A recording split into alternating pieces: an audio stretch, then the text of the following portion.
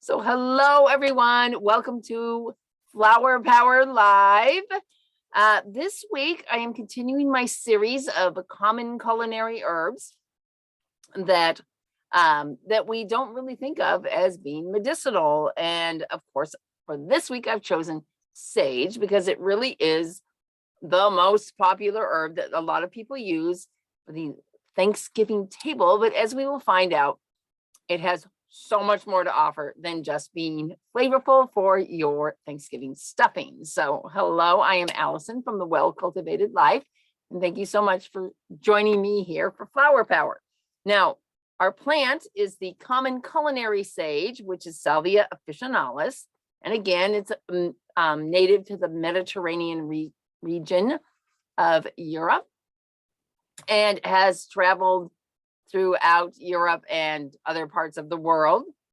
It's in the mint family again, and sage, like most other culinary herbs, likes full sun and, the same sort of environmental conditions as thyme. One of the things about sage, though, is it's considered sort of a semi-woody perennial, and so it gets these very thick woody stems on it as it gets older. Now, those stems don't tend to grow as many leaves on them. And so it's one of these plants that you kind of have to prune it back, because if you get too much woody stuff, you won't get enough of the leaves. And that's the primary part of the plant. Well, the only part of the plant that we use. We don't use the root of sage at all. So it is, it's kind of semi-hardy where I live. And so more like zone 6 or 7. If you're not sure what your zone is, I know I talk about zones all the time. You can just Google USDA plant hardiness zone, and that will tell you, it's just a map of the United States that shows what zone you are in. So now I thought it was kind of funny because sage is of European origin, and turkeys and Thanksgiving is New World. And so it's funny that these two kind of come together during this holiday. Now, I guess it makes sense because this holiday would have never happened if the indigenous peoples had not basically saved the lives of the settlers at Plymouth, something that I'm sure that they regretted forever after that, even if they got sage out of the deal, right? There is a sage, which I've done a show on previously, the white sage, which grows more in the southwestern part of the United States and Mexico, but that's not typically used in a culinary way. It's much more, it's actually more for ceremonial in a lot of ways, and also for some medicinal use. So now, historically, sage's culinary use, of course, likely came from the same way that thyme did, where it's very aromatic and people love the flavor of it. And then they also started to realize it had beneficial properties as well, because I said the leaves are useful earlier, but the flower is also can be harvested and thrown into salads or even soups or anything like that. Now, I just got a brand new book, which I'm very excited about. I'm going to be using it next week in my a challenge. It's a very shiny and new, and so it's reflecting, but it's called The Herbal Kitchen by Cammie McBride. And she lists sage as to be able to be used in baths, cordials, facial toners, ghees, which is like a butter, honeys, oils, pestos, sprinkles, and vinegar. Now, I don't think she's talking about the sprinkles for ice cream, but you never know. It could be good, right? And there's a great quote that she has in there that I think really describes what we think about sage and what sage really is. Once I was giving a talk about the medicinal qualities of sage, and a woman raised her hand and asked, "Do you mean Thanksgiving turkey stuffing sage?" Yes, turkey stuffing sage is what I am talking about. Take it out of the cupboard. You will now imbue your meals with it more than once a year. Now, people use sage to accompany these heavy meat feasts because it's an antidote to a lot of the symptoms that not symptoms, but after effects, I guess we could say, that are associated with eating heavy meat. It has carminative properties, which is basically for like bloating and gas. It also has antibacterial properties, and especially historically, and they didn't have refrigerators, so it was really important that the meats be kept safe. They weren't rotting, and so sage has these sort of antimicrobial properties that can be used to keep meat cleaner and deter bacterial pathogens, she says. And also it has some decongestant properties that help us to dispel the congestion that sometimes come from eating large amounts of meat. Thus the reason why we have it with our incredibly heavy duty meat-based meal that we have on Thanksgiving, unless you're a vegetarian, of course. And its ability to help here has mostly to do with a lot of the similar properties that we saw with the earlier culinary herbs, is that it helps to stimulate the gallbladder, release more bile, and bile is what digests fats and oils. So that is the reason why it is so helpful during heavy meat meals. Now, Matthew Wood from the Earthwise Herbal points out that the way you prepare sage can change the properties that are available for healing, because it has a lot of other uses. I'm not even going to get into hardly any of the other things that it can do. So, but one of the things it does is it kind of regulates your liquids, I guess. And so if it's a hot tea, it brings out the aromatics and is therefore useful as a stimulant for sweating, salivation, or secretion. Like if we need to sweat more or we need to salivate more. Now, the cold tea will actually decrease secretions, including sweating, salivation again, and mucus production in the mouth, throat, and lungs. And so it's used between the antibacterial properties and this like sort of mucus, decreasing mucus. That is one of the reasons that is useful in different kinds of colds. And the lukewarm tea is bacteriostatic and astringent, and that is commonly used. It's actually my number one go-to for a sore throat. You can make a sage tea and use it as a gargle.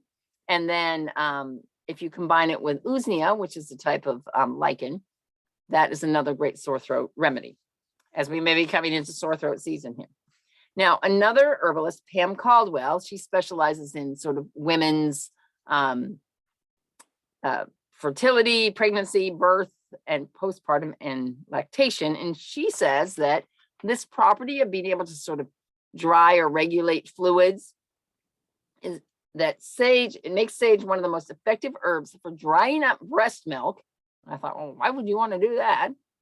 Well, they do reach a point where you need to wean, or you might have overproduction of breast milk. And if you're overproducing, all kinds of things, bad things can happen as ducts get clogged and mastitis and things like that. So it does help to sort of decrease breast milk if you have too much. It also is very helpful for menopause in alleviating hot flashes in both menopausal and perimenopausal women.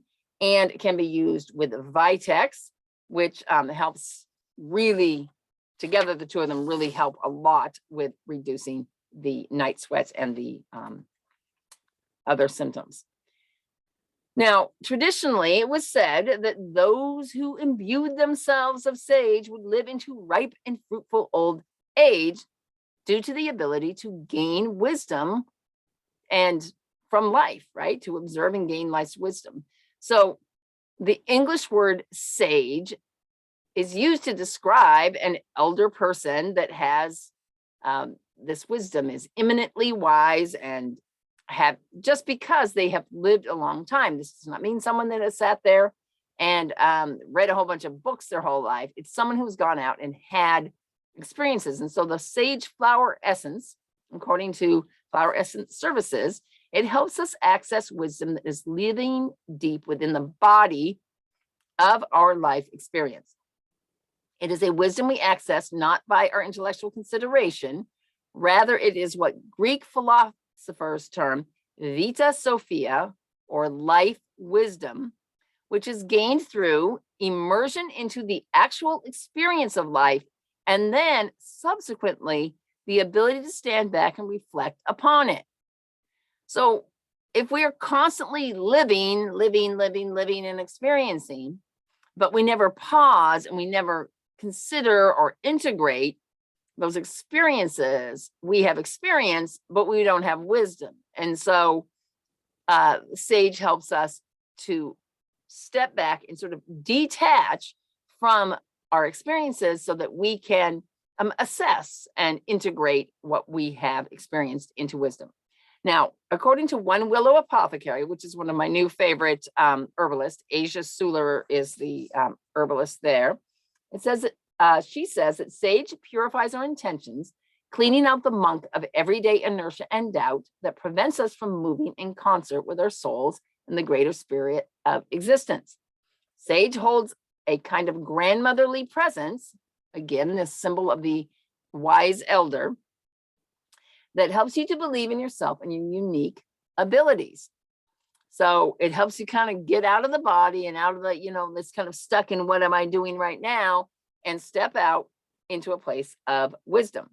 Now, this supremely clearing essence will help you let go of restlessness, recognize your individuality with a clear and non-judgmental eye, and feel enriched by alone time. So again, being able to step out, look at your life, and a well-examined life is one that then turns into a life of wisdom.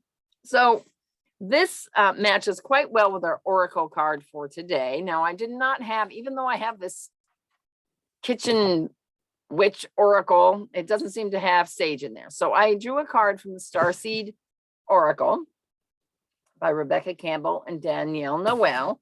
And this card is called Water Your Garden. And the words for this are nourishment, body care, tenderness, and rest. So what the card is saying is this: Earth is a seasonal planet, and you are a seasonal being. You're cyclical. And so you can't be on and in bloom and going month after month and day after day. You're strongly being called to put on the brakes, rest, and refuel. Take a moment to restock and replenish, and slow right on down. And basically what it's saying is, this is, your body is the only body you got, and you have to respect it and take care of it, make your health the number one priority. And one of the things that that happens to people who are constantly in their life and doing and always in the state of action is that they feel like they just don't have enough time. There's so many urgent things that simply can't wait.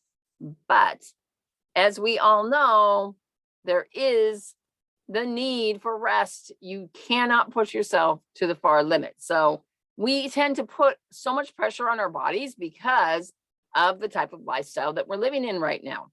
It's like this instantaneous pace that our modern world has. So it says to look after your precious body and mind, give yourself enough time to recover when you find yourself running on your reserves. There is enough time. Life will bend toward you when you do, when you take this time. So the word sage literally means, a wise elder. We don't call a 17-year-old a sage, right?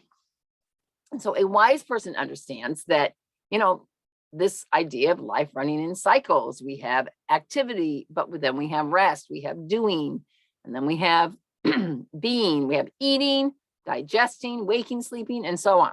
So we tend to put a lot of value on these really active parts of our life, progress by, what did you accomplish today? Are you high performance and all these kinds of things? And, but no wise businesswoman or anyone who is running a household or a life would see success, would have a successful experience if they didn't sort of like analyze the data from their campaign or sales or whatever it might be.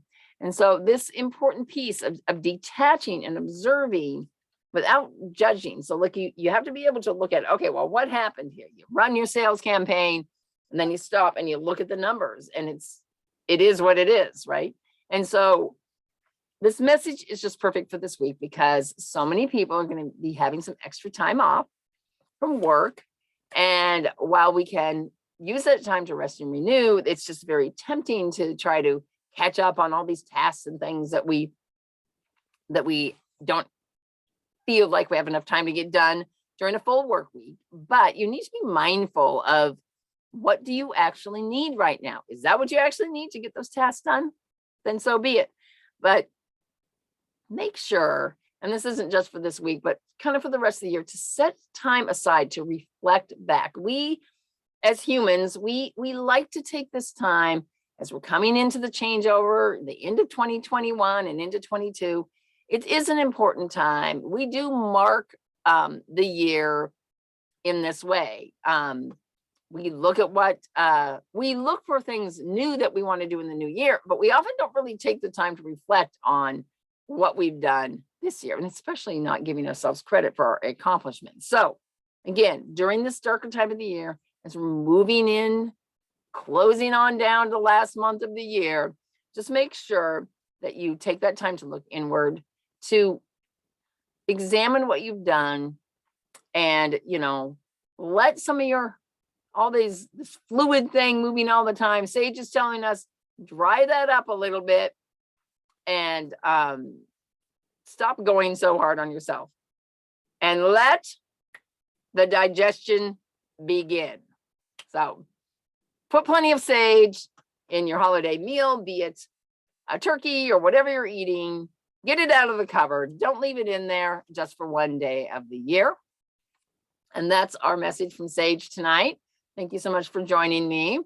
I'm so excited to be starting my next challenge, which is appropriate for this. It's called the Herbally Inspired Holiday Challenge. And so it's basically a 21 days of me providing tips. And there's some workshops you can sign up for and all kinds of cool things. I'll probably be using a lot from this new book. And in fact, I think I might be giving away one of these. This is perfect for this particular challenge. So I'll put the link down below. And until then, you can follow me on Instagram, Cultivate My Life. And have a great week, everybody. Have a wonderful, relaxing holiday if you're here in the US. And I'll see you next Monday, where we'll get into our more holiday spices. Have a great night, everybody. Bye-bye.